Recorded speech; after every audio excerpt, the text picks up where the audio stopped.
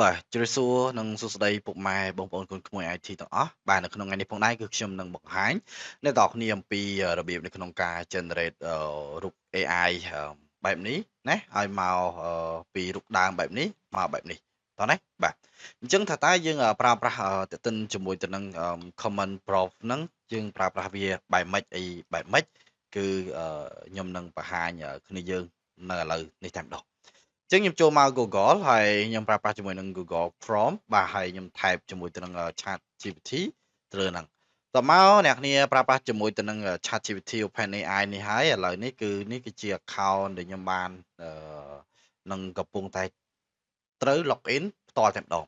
ចឹងចូលមក login ខ្ញុំយកជាមួយនឹង ChatGPT បាទគឺវានឹងចូលមកជាមួយនេះហើយអញ្ចឹងដើម្បីនៅក្នុងការ generate បានគ្នាយើងអាចសរសេរជាមួយនឹង command prompt បែបនេះក៏បានដែរ create image បាទmake it បាទ Ghibli ណាអញ្ចឹងឬមួយក៏អ្នកគ្នាចុចជាមួយទៅនឹង menu ចុច3នេះមក view tool អ្នកគ្នានេះចុចពាក្យថា create image ចុចប៉ក់តោះណាបាទចុចប៉ក់តមកយើងសរសេរ comment យើងគ្រាន់តែប្រាប់វាទៅធ្វើអីឥឡូវខ្ញុំដាក់ថាបាទ cartoon ណាអូខេ cartoon and likes បាទ anime តោះនេះខ្ញុំអត់យកវាជាប្រភេទបែបនោះទៀតទេតោះណាបាទអញ្ចឹងខ្ញុំទៅយករូបភាពមួយដែលខ្ញុំនឹងត្រូវយកវាមកដាក់គឺរូបភាពមួយនេះបាទអញ្ចឹងខ្ញុំគ្រាន់តែអស់វាមកដាក់មកទៅក៏បានដែរណារងចាំវា upload ពេញខ្ញុំចុចពាក្យថាចុចចូលទៅបាទឥឡូវនេះវាបញ្ជូនទៅនៅក្នុងកន្លែងនេះផងដែរគឺវាកំពុងតែ get starting ឬមួយក៏កំពុងតែដំណើរការទៅលើនឹងផ្ទាល់តែម្ដងណាបាទអញ្ចឹងអ្នកនាងអាចទៅរកមើលថាតើតេតិនជាមួយទៅនឹង cartoon like anime ហ្នឹងអីគេណាអូខេខ្ញុំ search មកឡើងហ្នឹងមក anime តោះណាបាទ cartoon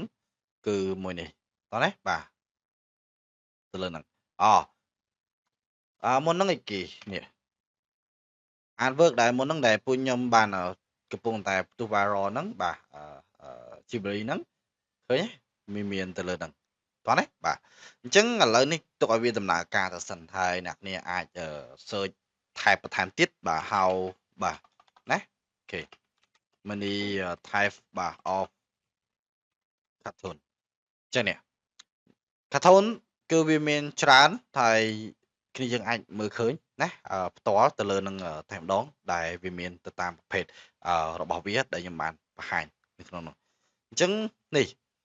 វាកំពុងតែដំណើរការចិត្តពេញហើយតិចទៀតវាដើរហើយដោយសារខ្ញុំប្រើប្រាស់របស់ free បើសិនជាអស់លុយក៏វាដំណើរការក៏វា take time ដូចគ្នាដែរវា generate អញ្ចឹងអ្នកគ្នាអាចមើលបានថាតើអ្នកគ្នាអាចឆ្លាញ់ប្រភេទ cartoon បែបណាបែបដូចបែបនេះបាទឬមួយក៏បែបនេះបាទឬមួយក៏បែបនេះអ្នកគ្នាត្រូវទៅមើលជាមួយនឹង keyword របស់វាណាទៅលើហ្នឹងឧទាហរណ៍ថាបើសិនជាខ្ញុំចង់យកវាជាប្រភេទនៃ 2D ណា 2D ខ្ញុំ mention វាមកបាទ 2D អញ្ចឹងខ្ញុំចូលមក image បាទឃើញទេវាមានទៅតាមប្រភេទ anime របស់វាតោះណាបាទនេះតើទៅមួយនឹង comment អ្នកនាងអាចចូលមកឡើងហ្នឹងមកដើម្បីបង្កើតវាបានហើយតើទៅមួយនឹង comment ហ្នឹងគឺអ្នកនាងអាចសរសេរទៅតាមហ្នឹងណាមានទៅតាមនឹងដូចគ្នាដែរអញ្ចឹងបើសិនឧទាហរណ៍ថាចង់បានជាគេជា realistic អ្នកនាងដាក់វាជា realistic មកអ្នកនាងមើលទៅតាមហ្នឹងតោះណានេះដូចរូបភាពនេះអីបាទ Power Ranger អីអ្នកនាងក៏អាចបង្ហាញវាដែរអញ្ចឹងខ្ញុំនឹងយករូបភាពនេះ create វាបាទ make it like បាទណាអូខេ make it ឬមួយក៏ turn អីចឹងអ្នកនាងដាក់ទៅតាមការជា keyword អ្នកនាងអាចធ្វើការទៅបានទៅតោះណាបាទអញ្ចឹងខ្ញុំដាក់មក create image make it cartoon បាទឬមួយក៏ make it បាទ like ណាបាទអូខេ Power